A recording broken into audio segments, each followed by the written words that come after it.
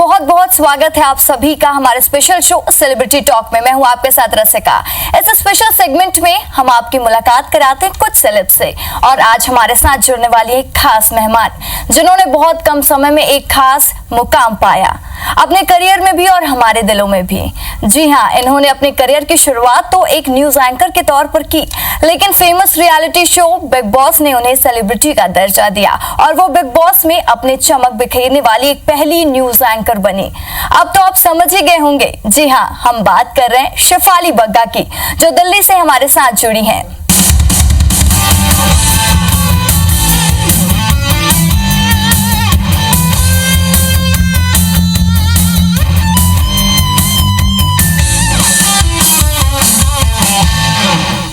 हमारे साथ दिल्ली से इस वक्त जुड़ी हैं शेफाली बग्गा। चलिए उनसे बात करते हैं। शेफाली, सबसे पहले तो बहुत बहुत स्वागत है आपका IBC 24 में।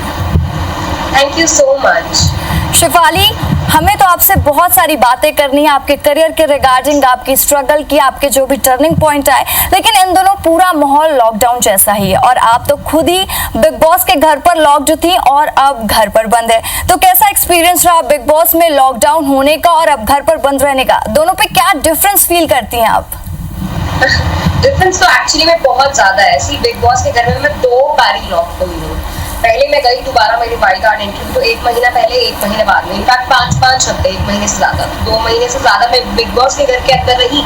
एंड देन अब हमें अप्रोक्सीमेटली 1.5 महीना हो गया है इस लॉकडाउन में। आगे पता नहीं कितना और घर के अंदर रहना है, क्योंकि ऑब्वियसली बिग बॉस के घर के अंदर जब हम गए थे तो हमारे पास एक चॉइस थी, हमें वहां जाना है। एंड देन उसके बाद अंदर हम जब रह रहे थे तो हमें एटलीस्ट ये था कि हमारी हेल्थ सेफ है। बाकी मेंटल प्रेशर था, बहुत सारी चीजें थी।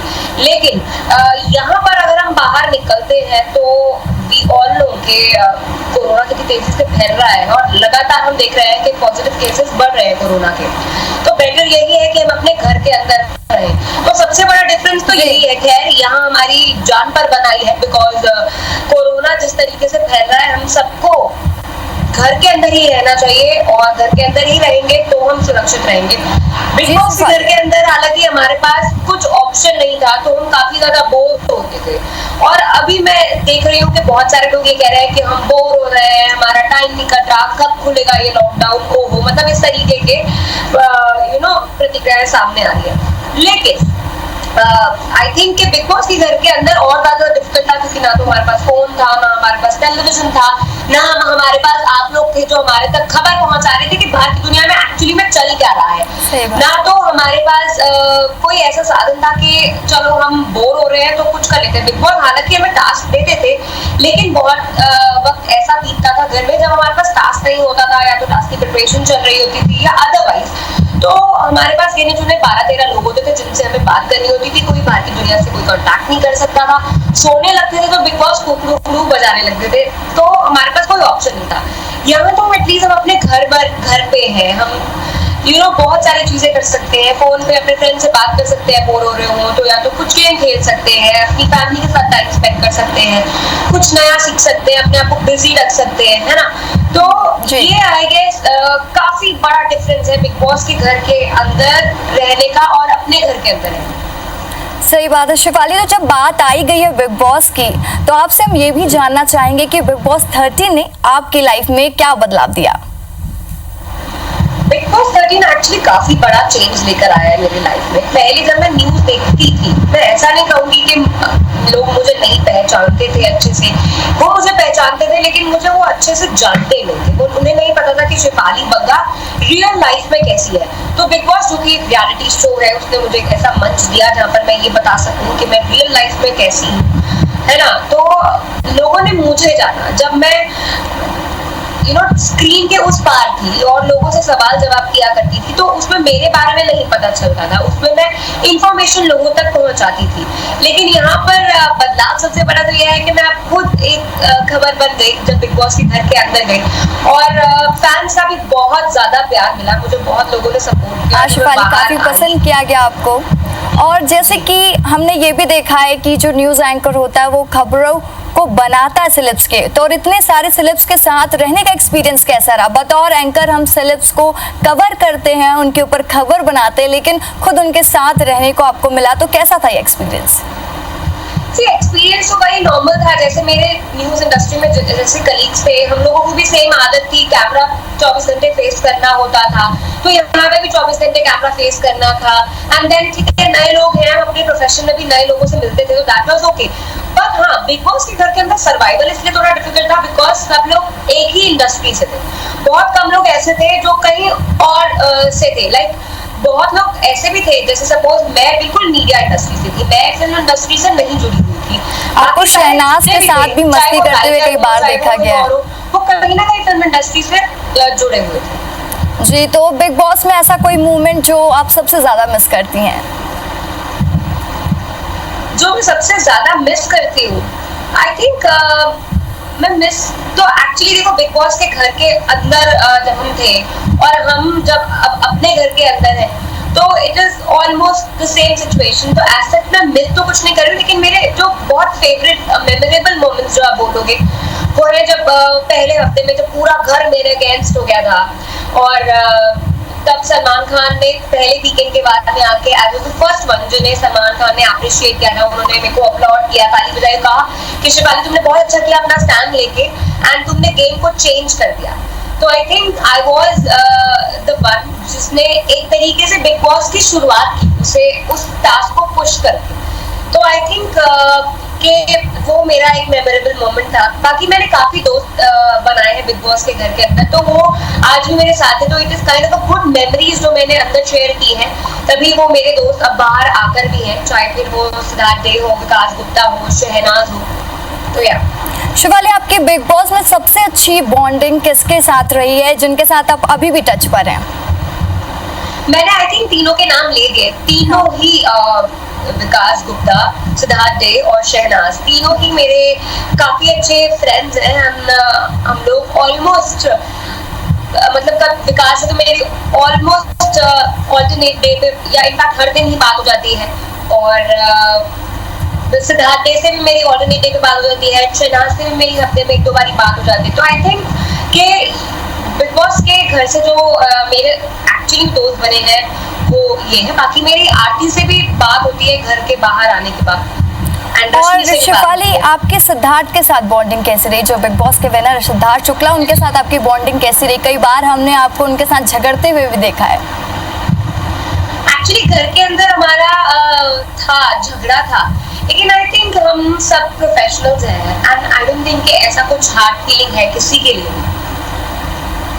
और कुछ ऐसे मोमेंट्स भी हैं जो हमने मस्ती वाले शेयर किए हैं घर के अंदर, सिद्धार्थ शुक्ला और मैंने। तो I think it is okay, मतलब it was a show, that's it. और जो आपका एक थाली बजाकर सबको डिस्टर्ब करना, पूरे घर को ऐसे परेशान करना, वो काफी वायरल भी हुआ, लोगों को काफी पसंद भी आया, उस बारे में आप क्या कहना चाहेंगे?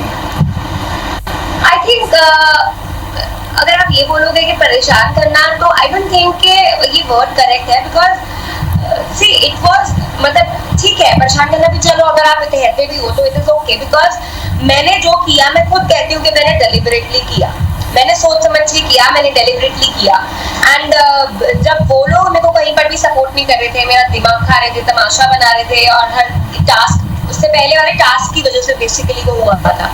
नहीं, आप लगातार अपना स्टैंड लेती रही, वो हम लोगों को भी देखकर काफी अच्छा लगता था। किया है तो मैं भी तो मैंने यही सोचा कि उन्होंने मेरी नाक पे दम किया, तो क्यों ना मैं भी उनकी नाक पे दम करूं बिना किसी को हार्म किए। तो आई थिंक कि मुझे लगा कि हाँ ठीक है, व्हाई नॉट, इनको इस तरीके से हम ताली बजा के इनके अंदर का जो वायरस है ना उसे भगाया जाए।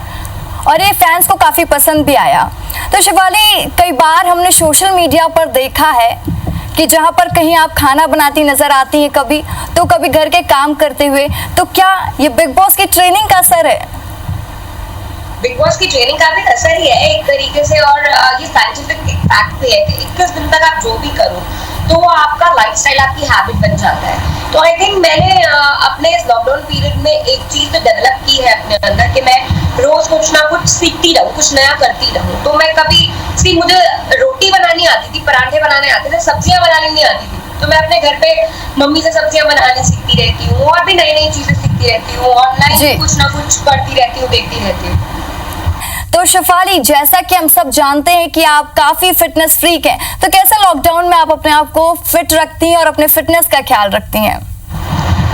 सी लॉकडाउन में हमें जिम जाने का तो कोई ऑप्शन ही नहीं है हमारे पास, तो मैंने यही प्लान किया है कि रोज मैं अप्रोक्सीमेटली 45 मिनट्स 1 आवर तक अपने टेरेस पर जाती हूँ, मैं अपनी योगा मैट लेकर वहाँ पर मैं स्ट्रेचिंग करती हूँ, एक्सरसाइज करती हूँ। तो आई थिंक कि हमें, क्योंकि हम ऐसे हालात में घर के अंदर बंद हैं कि हमारे पास मेंटली भी फिट होना बहुत जरूरी है।